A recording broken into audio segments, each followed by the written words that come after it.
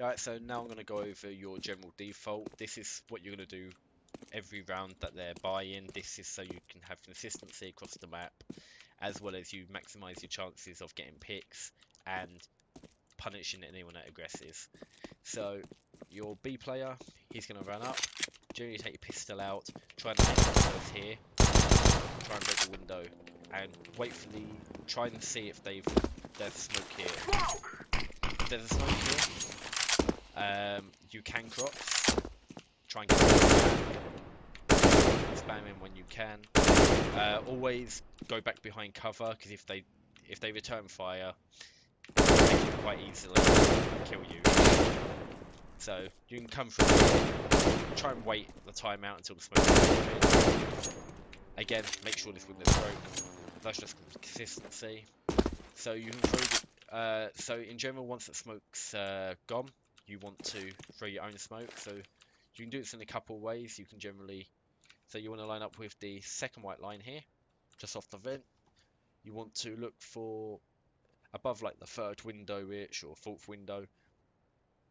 So you can throw a one-way if you aim at this, or you can throw, so you want to aim above it, so up here, but above this. So this is a one-way, this is to smoke it completely up. So depending on what you want to do, if you want to be a bit aggressive, try and get a pick, do this. If not, do this one. You want to take 2 steps forward, normal run steps, and just let go. So 1, 2, throw. And that will land perfectly center here. Oh, that's actually gone a little bit far. Normally it will land about here, but this will actually use you to your advantage, because you should be able to see there. So once that's smoked, you want to throw a molly off the corner here. This is to molly off checkers. Anyone that's trying to push will get forced back. The other thing you can do is once that molly goes, you want to throw a flash. This will flash around the corner into the checkers. Anyone's there is going to get a bit scared, and it's going to force them pretty much out of checkers and back onto site or CT. So together, you'll wait for that smoke. Once that smoke has dissipated, you will line yourself up. You will aim up here, forward, throw. What you can do is you can push round, check this angle here, make sure they're not there, and then throw your flash off there and into checkers. Again, you can keep making noise, but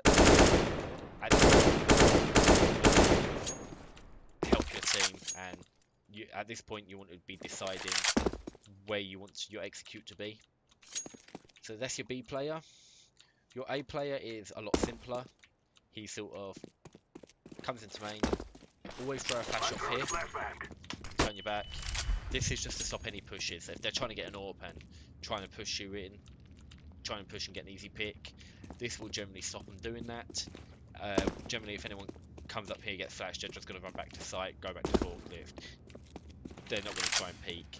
So if this is smoke, so let's say this is smoked here. Again, it flash off the wall. Push as you're pushing up. What I like to do, just hold this side of the smoke. Generally, if they're going to push through, they're going to do it in the first 10-15 seconds of the round. So if they push through, this should be an easy.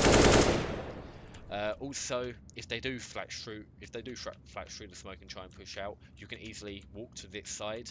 When they push in, they're almost always going to look into main. So it's always good to be there. So when this is smoked, generally wait the smoke out. You can pre-fire MBK. I mean, you can try and pre-fire if you want forklift, but in general, you just want to make noise, make sure they know that you're here. Next, you want to, when this smoke's cleared, if they don't do another or they don't flash in, if you walk along this wall, you're basically waiting until this box is split into different areas. You're waiting for around about this point, so you can see the middle of these 2 lines, and then at this point, to smoke the middle, you want to always just run forward, throw that smoke's perfectly middle and quite deep, which will help out your executors. After that, you can throw a flash either off here, aim at, line yourself up with this, aim at the post, and jump forward with a flash. You can also couple that with a molly. You can either throw a molly off there or off here. So either try and aim for the red things, aim a bit high and aim off the red, or that for MBK, whichever you want. I do suggest try and do it off the red thing. That way, after the flash, they're going to come out, try and pre-fire, and you should maybe able to get a kill there. Generally, again, you want to make noise and make sure that they know that you're here. So it gives your team, it's full consistency. If you do it every round, they never know. They know someone's in main, they don't know how many people are there. The idea is to show presence, but don't show how many people are here. So your squeaky guy, you want to come up here. If you hear squeaky door open, obviously hold an angle, see if they push. If not, try and get into squeaky. What I like to do is generally come this side, jump across, wait. As soon as they hear the door open, stay against this wall for a second, because they'll probably spam through, and then after a few seconds, spam your way. Maybe do a bit of damage. Again, you show presence here. They don't know what solo map that you're actually going to be on. One thing you can do is you can open a door from this way.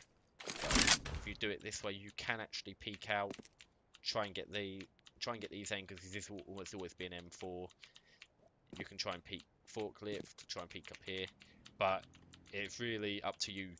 You want to try and stay alive when you're squeaky, and if you want to come back, you just, if this is clear, you can close the door and let them shoot through, do whatever they need, and then again, oh god, again jump across, show presence.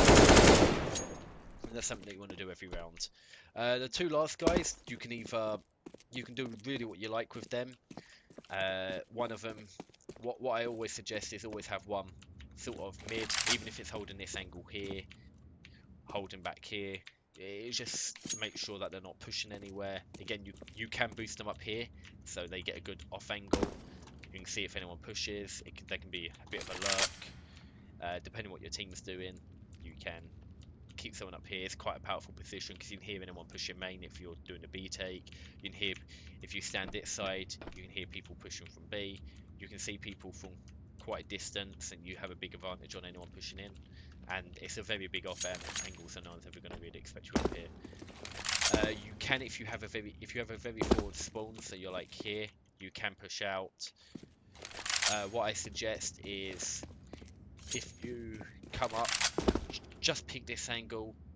If you've got a good spawn, they will just be crossing here, so, or they have a nade in their hands. Try and get an easy pick.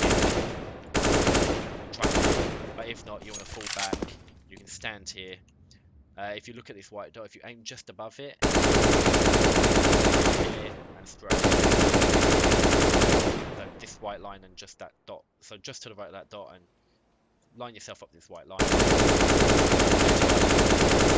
Spam through. This will spam anyone really standing here trying to pick this angle, and anyone that's on this angle. It also, you'll see there's quite a few bullets up here, quite a lot of bullets down here, and actually I've done a pretty good spray there, because only a couple of these bullets have hit, and a lot of them will have hit someone in the head and done a lot of damage. These ones will just hit people there. Again, there's another wallbane you can just do. You line yourself up here, just spray through. That will hit someone. So that one there would have hit someone in the head if they're holding this angle. So you can just spray through, show presence mid. They never know where you are. And last person, you can play up and boost. I generally like to crouch peek these things, or like sort of stand up peek, so sort of just see different angles. One thing you can do, they can't see you. You can line yourself, if you stand here, they can't actually see you, but you can line yourself up nicely. If you aim just below, and if you do that quick enough, and you have it lined up properly, so these actually are about head height. You don't look it because you're aiming from up there to down here. These would actually be about head height for anyone holding this angle here. So you can try and do some damage. Maybe I've got a 1 or 2 kills before just randomly just peek up, like last second peek. But try not to stay up here too long, just for the fact that if you do, there's a chance that if they've got an AWPer